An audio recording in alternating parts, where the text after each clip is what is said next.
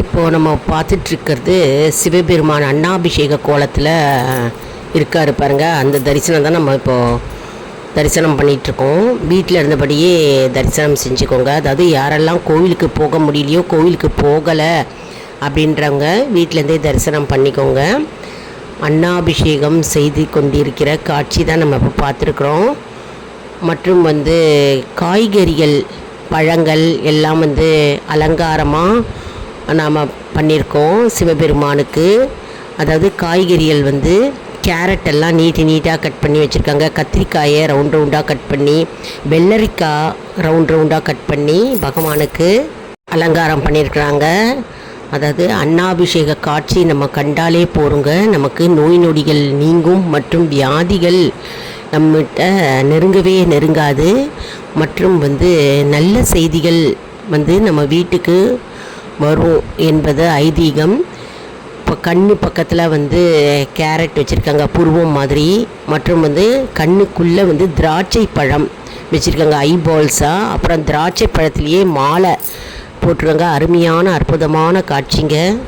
அதாவது ஐப்பசி மாத பௌர்ணமி அன்று தான் சந்திர பகவான் சாபம் நீங்கி முழு பொலிவுடன் முழு நிலவாக மாறின நாள் தான் ஐப்பசி பௌர்ணமி. மேலும் சந்திர பகவானுக்கு உரிய தானியம் அரிசி. அதனால் சிவபெருமானுக்கு ஐப்பசி பௌர்ணமி அன்று அன்னாபிஷேகம் செய்யப்படுகிறது. ஏனெனில் அன்னைக்கு தான் சந்திர பகவான் தன்னுடைய சாபம் நீங்கிய நாள். அதனால் சிவபெருமானுக்கு அன்னாபிஷேகம் நடைபெறுகிறது என்று புராணங்கள் கூறுகிறது. மற்றொரு புராணம் என்னவென்றால், பிரம்மா மிகுந்த கர்வத்துடன் சிவபெருமானுக்கு நிகர் என்று நினைத்து கொண்டு அவர் கர்வமாக இருந்தாராம். மேலும் சிவபெருமான் கோபம் அடைந்து பிரம்மாவுடைய தலையை கொய்தாரான். அந்த தலை சிவபெருமானுடைய கையில் விழுந்ததாம். அதனால் பிரம்மஹத்தி தோஷம் பிடித்த சிவபெருமானுக்கு அன்னாபிஷேகம் செய்கிறோம். மற்றும் காசியில் அன்னபூர்ணி அன்னமிட்டதால் அதுவும் ஒரு ஐப்பசி பௌர்ணமி அன்றுதான். அதனால் பிரம்மஹத்தி தோஷம் நீங்கிய சிவபெருமானுக்கு நாம் ஐப்பசி பௌர்ணமி அன்று அன்னாபிஷேகம் செய்கிறோம் என்று இன்னொரு வரலாறு கூறுகிறது. இப்போது ஐப்பசி பௌர்ணமி அன்று சிவபெருமான் மீது அன்னாபிஷேகம் சாற்றும்போது ஒவ்வொரு சோற்றுப்பெருக்கியும் சிவலிங்கமாக காட்சி அளிக்கிறது.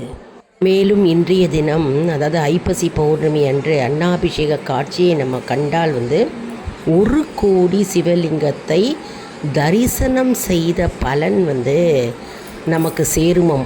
அதனால் இன்றைக்கி யாரெல்லாம் சிவபெருமானை தரிசனம் செஞ்சீங்களோ 1 கோடி சிவலிங்கத்தை தரிசனம் செய்த பலன் நமக்கு கண்டிப்பாக கிடைக்கும் என்று சிவபுராணம் கூறுகிறது.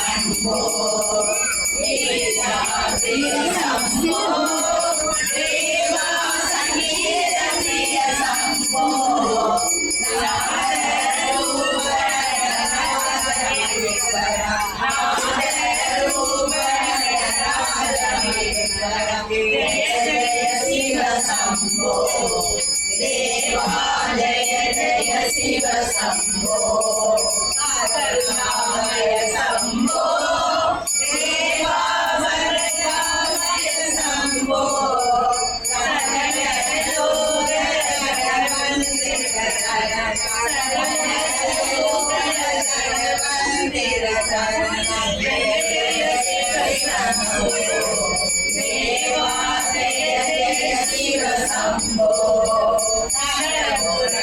शम्भो माये शम्भो करुणाकरणे गिरिधारण करुणाकरणे गिरिधारण जय जय शिव शम्भो देवा जय जय शिव शम्भो